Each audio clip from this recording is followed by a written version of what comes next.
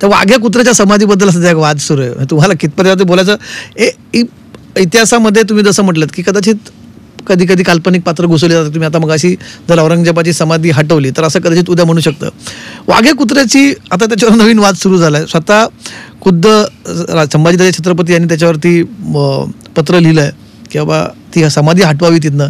हे काय नक्की वाघ्या कुत्र्याची महाराजांकडे होता असा कुत्रा वाघ्या नावात? सगळी डॉक्युमेंट माझ्या परीनं बघितली पण त्याला त्या वाघ्या कुत्र्याला ऐतिहासिक पुरावा कुठलाही नाही आहे. म्हणजे अगदी 1880 साली ज्या वेळेला गॅझेट झालं जुन्या कुलाबा जिल्ह्याचं जिथे रायगड येतो त्यावेळची सगळी डॉक्युमेंट तपासली असताना कुठेही वाघ्या कुत्र्याच्या समाधीचा उल्लेख नाही रायगडावरचा.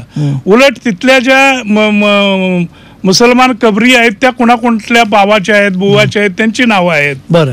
एवढंच नव्हे तर अनेक आठवणी आहेत की तिथे ज्या 4-5 तोफा होत्या रायगडावर मोठ्या त्यांची नावं आहेत.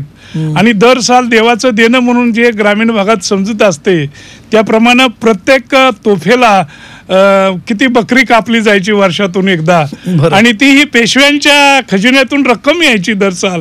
याच्याही नोंदी आहेत.